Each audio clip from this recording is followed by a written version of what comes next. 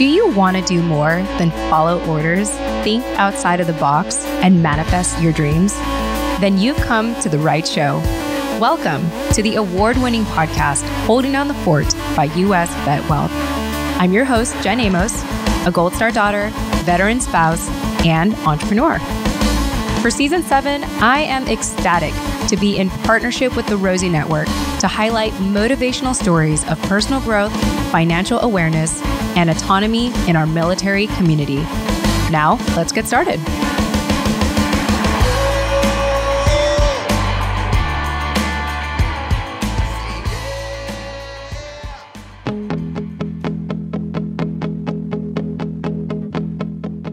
All right, welcome back to another episode here at Holding Down the Fort by US VetWealth. I am excited to continue my conversation with my colleague, Trevor Maxwell. If you were here with us last week, we introduced him on the show, and he talked a little bit about what he has been doing for the first 5 years since he has been in the civilian world after serving in the military, serving in the Navy for 20 years. And so now, for the second half of this conversation, if you haven't listened to that just yet, go to episode 154. The way to find that episode is to, scroll down or scroll up in the podcast app that you're listening to. Or if you're listening to this via desktop, go ahead and go to holdingdownthefortpodcast.com and do a search for episode 154. You just go to the search bar at the top of our website, 154, 154, and you'll be able to listen to part 1 of this conversation. All right, so for this conversation, here's a quote that I feel like embodies what Trevor was trying to talk about in our conversation here. He says, ask for help. Veterans love helping other veterans. Veterans love helping future veterans. And so I'm excited to talk with Trevor Maxwell again, my colleague at US VetWealth and creator of Military Money Mistakes. In this final part, Trevor talks about the details of his program, Military Money Mistakes. Just like how my husband and I built our company from the bottom up, US VetWealth, so did Trevor with Military Money Mistakes. And so he talks about the creation of it and where it stems from, realizing how much money he potentially wasted earlier in his military service for not being smart with his finances, hence Military Money Mistakes. And it's his mission to help other veterans from making the same mistakes. Also, we touch upon what I always considered a very sensitive topic, which is the importance of including and educating military spouses on personal finance. Trevor talks about, his own methods on how he communicates information to spouses. In our line of work, we do tend to find skepticism. And it just is what it is. This is not really a critique on spouses. It's more about an observation that we have noticed throughout the years. And so it's a delicate conversation that we always are determined to make less delicate and more understandable and digestible for the military spouse. And so admittingly, even 4 years into doing this show, Holding Down the Fort, we do admit that it is an ongoing challenge to talk about personal finance and making, information more accessible to military spouses to understand their military benefits and understanding what is available to them in the private sector, especially if their family could potentially, find something more suitable to their lifestyle that's available in the private market, versus what's available with the government benefits. So it's really not this or that. It's more about being aware and being informed and making a confident and informed decision. And again, it's always a conversation that we are challenged with, and we're going to keep trying, especially with something like the survivor benefit plan. The number one beneficiary is the spouse. And so it is important for us as a company to constantly find ways to communicate that and help our spouses make confident and informed decisions about the survivor benefit plan, for example, one of many examples. And so Trevor wraps up our conversation encouraging veterans to ask for help during their transition and to utilize available resources. Trevor, thanks again for being on my show. Really, really enjoyed our conversation. If you want to get a hold of Trevor, you could actually join our podcast portal and you'll be able to contact him directly there. Just go to the show notes of this episode and you'll find that direct link on how to join our podcast portal for free. You can also check out the show notes of this episode And I have other ways where you can get a hold of him, like his LinkedIn profile, et cetera, et cetera. So hope you enjoy this conversation, and I will talk to you in the post commentary. Enjoy.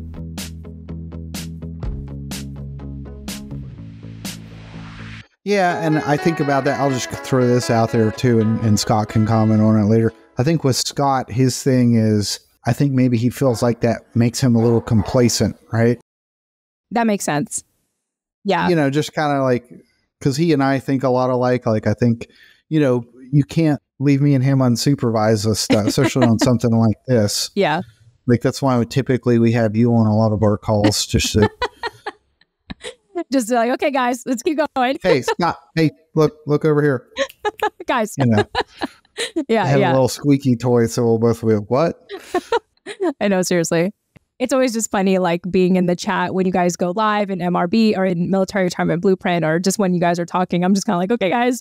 But yeah, I like that. I like that. I mean, if we were to psychoanalyze him, which, you know, none of us are licensed to do this, but yeah, I like your perspective of, you know, he just doesn't want to be complacent. That makes a lot of sense. Like, he really wants to live a very purposeful life, you know, and that's what I admire and love about him and why I enjoy working with him. And so, you know, to be able to kind of, I think in his mindset, like settle for certain free things or benefits in the military, it just, like you said, it probably makes him feel complacent.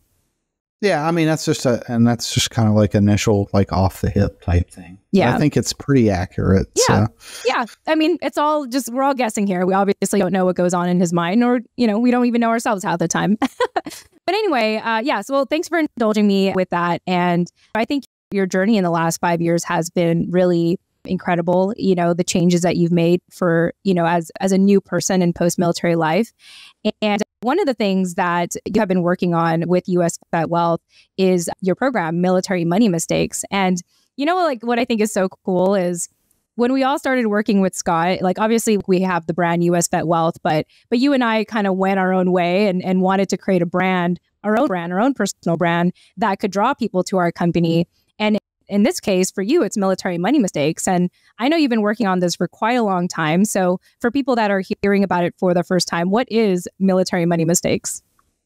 So it's, what's the best way I'll tell you this. It's the culmination of the last 5 years of my experiences working with transitioning career military people and actually being a career military person. And there's a reason I call it Military Money Mistakes and kind of the genesis of it. And I'll tell you the story. You know, as I got ready to retire, I knew I was coming into this, and I got really interested. I took some extra finance classes. I was doing my MBA at the time. And, you know, I started looking at, you know, the cost of some of the bad decisions that I had made about money. Because I retired from the Navy. I've had some really nice trucks in my life. I've got a lot of really cool guns in my gun safe. When I had my moment was when I kind of looked back and said, hey, you know, I had years of my life where I was home for 6 months in Iraq, for 6 months, home for 6 months in Afghanistan, and I had all these times I was coming back from these deployments for $30,000 or $40,000. I spent a year in Afghanistan. I came home, I had $80,000 in the bank, and I got out and I didn't really have anything to show for it. Wow. And I kept, you know, going back and looking like, hey, you know, so I went back and I looked, hey, all these bonuses that I had, all of these times I went on deployments and I came back with money and I, you know, was not smart with it. Like, what would that have turned into had I been smart with this, you know, when I retired? And what I came up with was I probably could have retired with somewhere between $700,000 and $900,000. Sure. And I thought, yeah, I mean, that would definitely put me in a lot better position than where I'm at now. And so I started thinking about all the things, you know, as I kind of worked in the industry and I learned more and more and more about personal finance. I went to school, you know, got my CHFC designation, and it just kind of, you know, I just started like, man, I really screwed that up. Like, how do I prevent other people from experiencing the same regret that I did? And at the same time, I made a keen observation. A lot of the people that I'm talking to, these guys that are getting out for 20 or 30 years, senior enlisted, senior officers, I see them get out of the military, go out and get their new job. and they immediately start making a lot of the same bad personal finance decisions that we see E2s and E3s that are new to the military making after they get back from their first deployment. And so I thought, oh, okay, well, based on my own experiences, I kind of looked back and said, hey, why did that happen to me? Right. It came down to two things. First and foremost was I didn't understand how money worked. And the other thing is I didn't have somebody who I trusted to help me get started with putting together a strategy, to get me to where I should have been, after 20 years and all those hundreds of thousands of dollars that I essentially wasted on other things. So that was kind of the genesis of it. I had thought right after I retired, I was like, I'm going to write a book. Yeah. And this was right after I retired. Of course, that never panned out. And then I had just all these other ideas. Finally, probably, it was around, I guess it would have been around last year. I just had this idea of putting together, it started like you and I started chatting. It started as kind of an idea for a podcast. Hey, what if I just took all this stuff that I knew about personal finance and put it into a podcast? And it started working. And then I think the real thing that kind of changed the course and the momentum of the program was when we discovered Mighty Networks. Right. And then I kind of saw what Scott was doing on here with all the SPP and TSP stuff. And I thought, why? This seems like this would be the perfect spot for all the military money mistakes things. And so that's kind of how the program came. The other thing that I learned too was, how what is the best way to conduct the financial services profession. So there's a lot of different ways of doing this. There's a lot of different types of professionals that work in the industry. The one that's really seemed to like me and kind of appealed to, me being a former senior enlisted guy was kind of that of the mentor, the coach, right? The teacher. And so I thought, oh, okay, well, I kind of like that idea.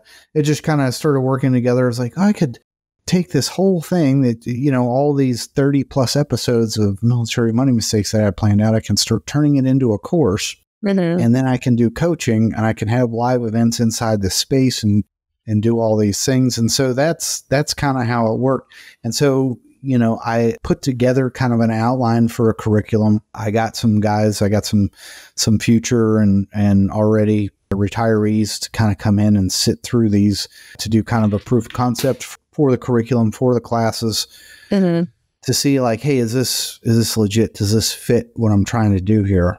And so now I've been taking that outline and putting that into a course, like an actual, we have 8 modules, and I think there's close to 40 lessons, I think, in those modules. And I've just been working on building all those out. And the intent is somebody who's 2 years from retiring can come in and they say, well, one of the things that I want to do when I retire is I want to get my finances straight because my life is going to change significantly. And they're right. It is, right? You've got a tremendous opportunity when you get out and retire and you go get another job and you have your pension and your VA disability income. You have a huge opportunity to do something really good for yourself. And so my hope is that somebody comes in and takes the course.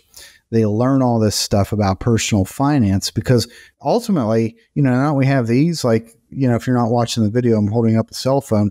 The industry has changed. The calculus has changed with regard to financial services, right? Ball is a lot more in the client's court and they have a lot more resources available to them. So kind of what I'm trying to do with the course is teach you good habits with regards to personal finance, understand the tools that are out there, and how you can put together a, quote unquote toolbox or whatever you want to call it, like the war chest that's, Scott's book, put together a box that has all the tools that you need to fix any problem that you encounter. I guess is kind of a way of paraphrasing it, right?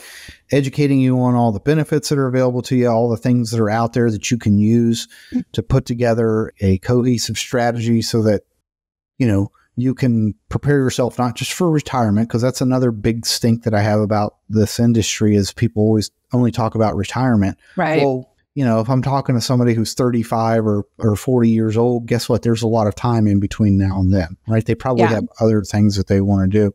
And so that's kind of what I'm hoping to do with military money mistakes is people come in, They can do the course. There's other stuff in there for them, other resources at their disposal to kind of prepare themselves financially for military transition so that they can get through that and feel good about where they're at and then on the other side as well. Because it's just, they don't understand how much of a lifestyle change they're going to experience. And, what's the best way to take advantage of that on the other side. Yeah. And, I like how you started off with this idea of doing a book. And then you're like, oh, you know what? Maybe I can flesh it out via podcasting. And then, our company decided to, use Mighty Networks and create our own online community or online platform. And what I like about what you're building out with your courses is that, to me, it sounds like it's just going to be more interactive. I feel like, our service members will be able to learn more that way. And then the fact that they can have direct communication with you and learn in real time, I think is pretty awesome. I think that would serve more than, for those independent learners, yeah, you can, if you had a book, that would be convenient for them. But, considering that transition is a big deal for every service member, to be able to have you as a mentor and as a guide and taking them through these courses, I think it's right. I think it's right for our community. Yeah. And to be honest with you, it's basically like I am writing a book right now. I don't know if you've gone in there and seen any of the classes that I've made. That's very visible. elaborate. You've done a tremendous job, by the way. Yeah, I think that you built it out in a way that like Scott wanted for his stuff, but you know how Scott is, but the fact that you really stuck it out and you're just building out, I think is incredible. And I think that anyone that goes through it will get a lot of value because it is very organized and well thought out for sure. I mean, you've been thinking about this for a long time now, and to see it manifest in courses, I think is incredible. And I've still got a lot of work to go, but I'll tell you this, my favorite job, and being a team chief was awesome, but probably the job that I enjoyed the most when I was still active duty, I was an instructor at the EOD training unit on Fort Story in Virginia Beach. And I taught nukes, nuclear weapons, radiological hazards, stuff like that. And I loved it. The thing that I loved about it was I was able to take all of these complicated things like nuclear physics and break it down into, lessons that were easy to understand. Yeah, like digestible. People. Yeah. Yeah. Right. And people like that. Like, a lot of people, hey, I like his classes, nukes division, we always got pretty good, we were one of the better reviewed divisions there. Like when a team would go through training, they're like, hey, I love the guys at nukes. I love the fact that they were there for us no matter what. If a team was having trouble, we'd come in on weekends and work with them. But I just loved being a teacher. I loved being an instructor. And I thought, yeah, okay, I can apply a lot of that stuff that I learned from doing that into this. And I'm trying to do the same thing where I'm taking, that's the other thing that I don't like about a lot of the personal finance stuff that's out there today. It's almost like they're trying to confuse people so that they feel like they have to use you to help them implement these solutions. I want to get away from that. I want to, hey, this is not as complicated as it seems. Let me break it down to you in a way that hopefully you can understand better.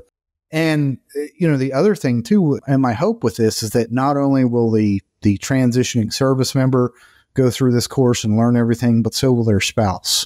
Right. That to me is one of the hugest, because a lot of guys don't realize, hey, it's not just you that's transitioning, right? It's your entire family.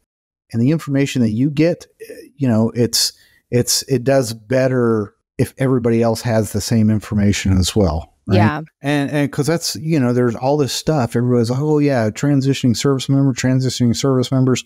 I don't hear that many people talking about transitioning spouses. Yeah. And so that's something that I really want to hammer on. Like when I'm in there doing live events inside the course, when it's up and running, it's like, hey, have this conversation. And I think maybe that's, you just gave me an idea. I'm going to write this down real quick because I want to put a little icon in there. Love it. The power of active listening. Giving you an idea. Like, hey, icon for conversation with spouse. So one of the things that I talk about, one of the modules is estate planning.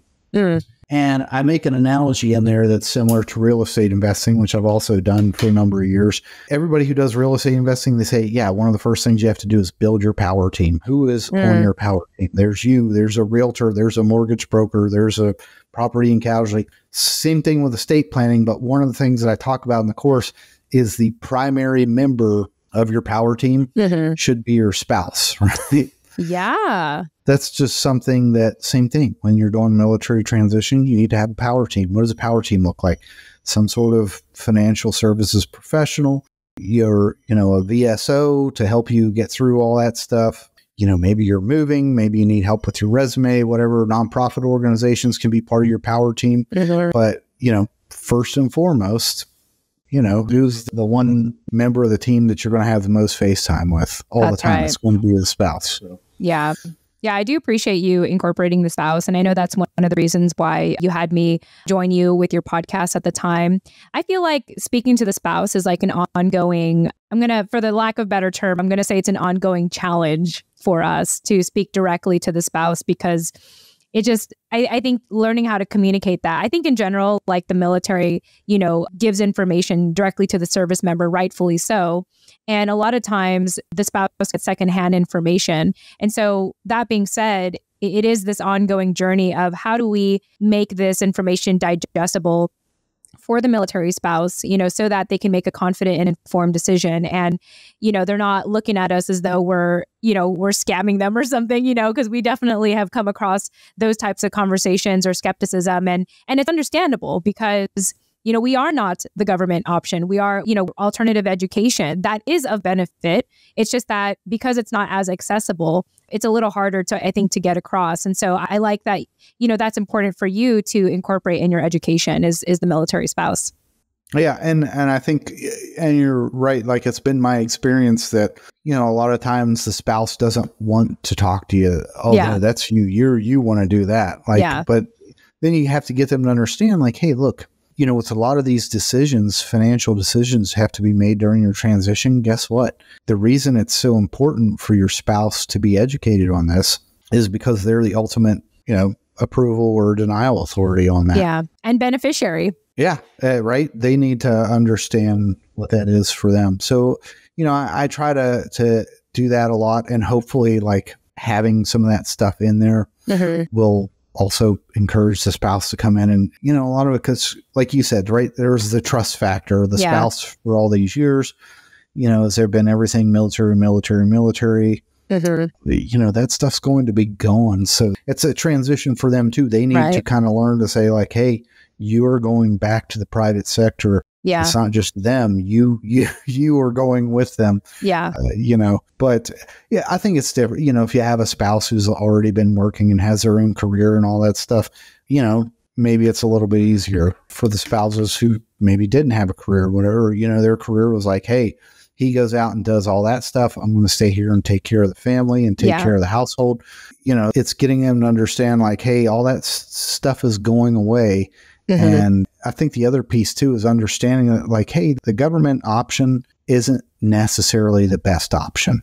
Right. Right. The advantage that option has over a lot of the other ones is typically you don't have to qualify for it. Right. So that, which I kind of, look at it as, how good does free cheese taste or whatever the, how good does the free cheese actually taste? Right. So something to think about. Exactly. And, I think for me, like my ongoing journey is trying to approach this in a delicate way where it's not necessarily speaking down on the spouse or, acting like speaking as though like they don't know anything. It's just trying to find that delicate balance and that and the right verbiage and language to say, hey, like at the end of the day, this is about you.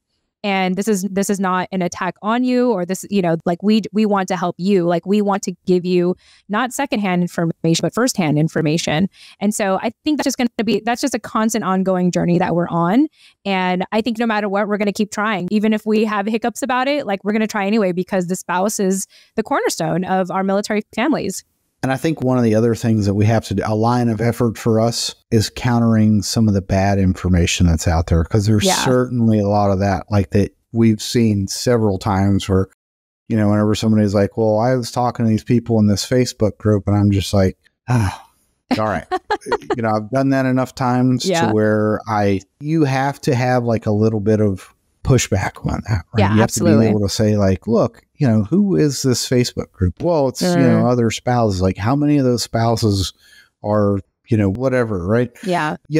Because in this day and age, yes, you have access to more information than anybody's ever had in history, but you also have more access to bad information as well that, it's tough. It's like, who do you trust, right? So I think that's one of the things for me is, don't try to pretend to be somebody I'm not. That's one of the first things I usually tell people is like, hey, if you need somebody that wears a suit and tie and drives a Porsche, then, I'm absolutely not the right person for you. But if you're comfortable working with a guy who works from home and wears PT gear all day and, like, hey, I'm your guy, I can still do the same things that all that other guy does. It's exactly. Just a little more real. Well, Trevor, I know that we both have to. Sorry. Go ahead and finish your thought, and then I'll. No. Yeah. That's normally kind of what I like to tell is kind of like an icebreaker. This is somebody's like, well, what do you do differently than other financial advisors? My response is usually, well, I probably use a lot more cuss words than other financial advisors. There you go. Other than that, take your pick.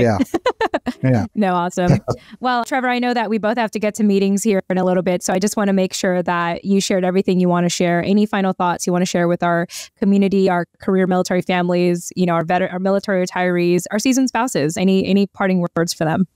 Yeah, I guess really it's don't be afraid to ask for help. There's one of the things, military transition is tough, but one thing that I've noticed, if there's one thing the last 5 years have taught me, is that veterans love helping other veterans. Veterans love helping future veterans.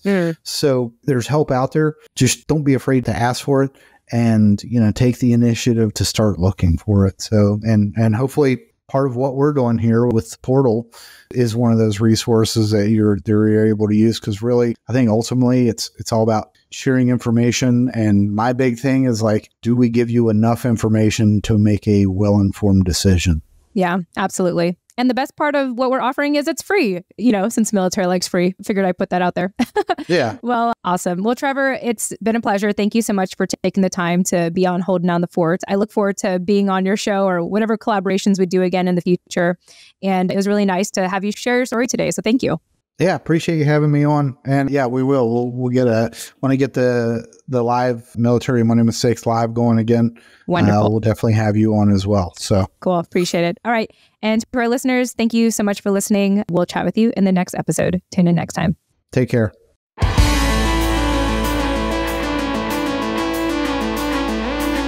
Hey, this is your host, Jen Amos. Thanks again for listening to today's episode of Holding Down the Fort by US VetWealth. Visit holdingdownthefortpodcast.com to access the full show notes of this episode, including resources mentioned and bonus content. Once again, that's holdingdownthefortpodcast.com. Lastly, stay after this outro music for something a little extra. Thanks again and chat soon. Bye for now.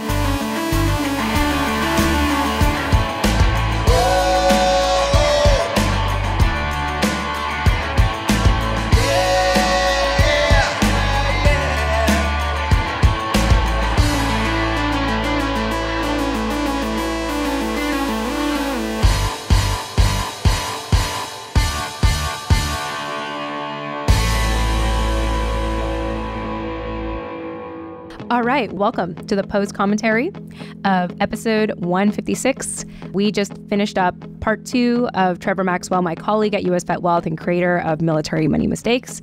We just finished our conversation. And I believe by now, this whole outro right now is going to be a placeholder. Consider this a placeholder for all the things that I will be saying in our free podcast portal, thanks to US VetWealth.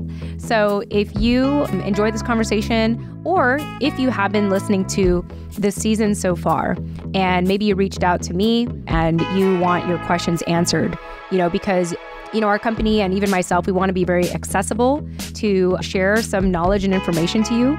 And so hopefully by now, by the time I get to this outro, I'll have something interesting to talk about, or I'll have fun things to talk about, or people to respond to in our podcast portal.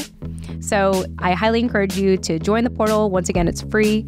And if you're looking for that bonus content, you'll be able to find that there, including whatever I will be talking about by the time this episode is published. So thank you so much for listening or watching. Remember, this podcast is available on our YouTube channel. And I hope you got a ton of valuable information. Remember, you can reach out to Trevor. You can reach out to me. Just check out the show notes of this episode. And with that said, I'll chat with you in the next episode. Till the next time.